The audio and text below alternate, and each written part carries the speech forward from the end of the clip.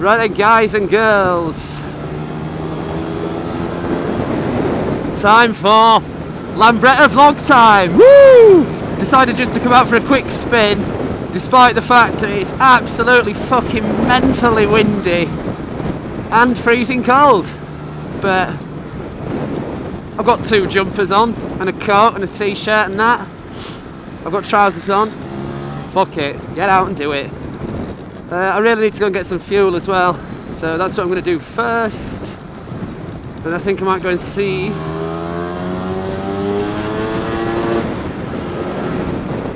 my cousin, I think. Just for the sake of it. Did quite a lot on the other Lambretta last night. Stayed in the garage till like 1:30 in the morning. That included a bit of a nap that I had in the hammock. Bollocks. And that's us out of fuel. Perfect. Right then, that's a new one for you all. That's what it's like to run out of fuel on a Lambretta. And that's what we've just done. Luckily the petrol station's just here. How's this for a vlog? I told you I needed some fuel. So, we'll go and get some. Never looks very cool when you're walking down the road with your scooter. You see, I bet if I hadn't just totally booted it past that bus a minute ago, we'd have bloody made it. That's what you get for being a silly boy. Fucking hell. Ugh.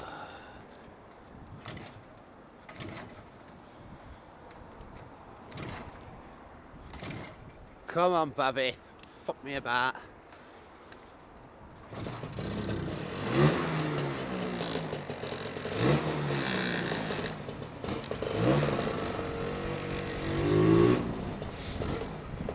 Right then.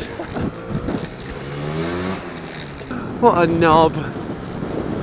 That's actually the first time I've ever really run out of petrol on this. I've been riding long before and it's gone onto reserve, you know, when it does exactly the same as that. But if you can just turn the petrol tap quickly enough, it goes onto reserve tank.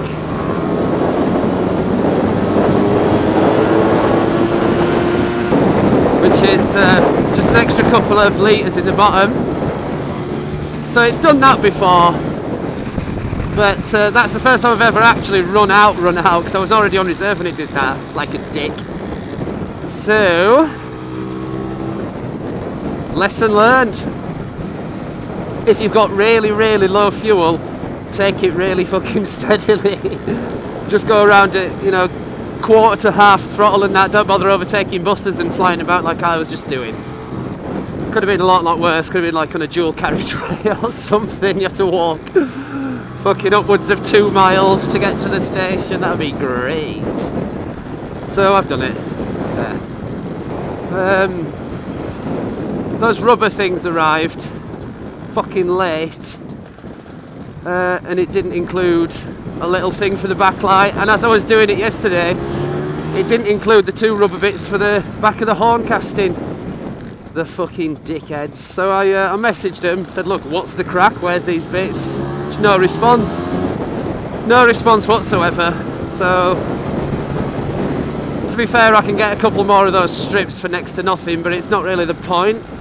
So I've just left them absolutely horrendous feedback, saying completely terrible, terrible seller, item arrived late with parts missing, terrible service, shit like that. So for anyone who wants to buy scooter bits, the name of the seller that you want to avoid on eBay is Scooterbits 2013.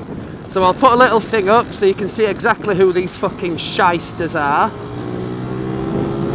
And you can do your best to avoid buying anything off them in the future.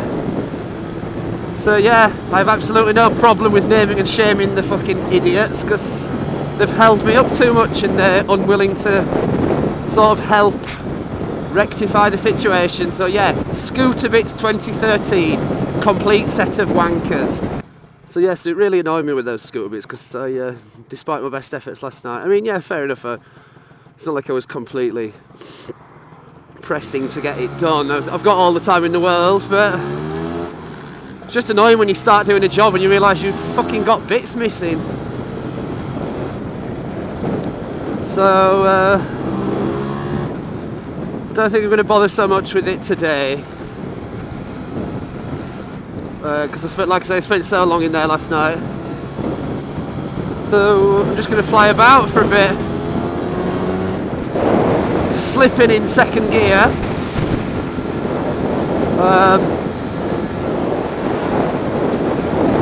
Which is what it did last time when the clutch was worn out. It always seems to slip in second gear. I think it was because you just got so much fucking torque in that gear. If it's going to slip, it's going to be there. So that's a 20 quid job. Some new clutch plates, I'll install them myself. Perhaps might need a new set of springs, because I can't remember if I changed those the last time or not. I don't think I did, so they're going to need replacing, I think, which will all help for a stronger, more responsive clutch. This really is too windy to be any fun. I don't really have any tips or anything for anyone riding in the wind other than just don't do it unless you really have to or really want to.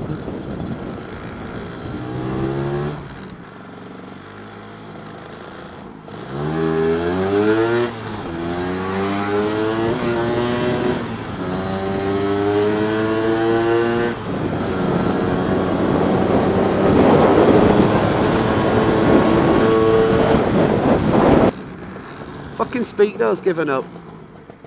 That's something now. I'll be able to fix that. I'm just going to call at the shop. I should be able to fix the Speedo now. Yeah, when the Speedo goes, it's generally speaking something to do with this. There you go. Look, you can see that was pulled out like that. The Speedo drive is in here. Look how rusty that is. So you just sort of need to shove that back in. It shouldn't slip out like that, but when it does, that's all you do. Should have a Speedo in a minute. There we go, look. Speedo back on.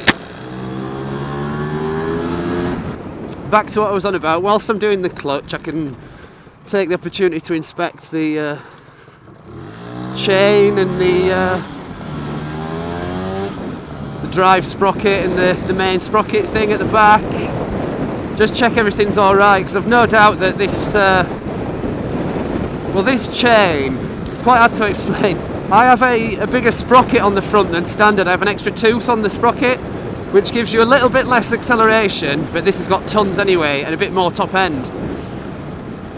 As a result, you have to use a stretched chain, which is a chain that literally is exactly as it sounds. It's a chain that someone's used for years that's stretched to fit round the extra, the extra tooth on the thing. So I had a stretched chain that just sort of came with it. It was much worse than the other one. So I put that on. But now, after doing about 5,000 miles on it myself, it's like, it'll be so far beyond stretched that you're going to end up with absolutely tons of what they call mechanical loss. So, due to the fact that I just cannot remember what I was talking about, I think I better sign off. So, see you on the next one. Thanks for watching. Goodbye.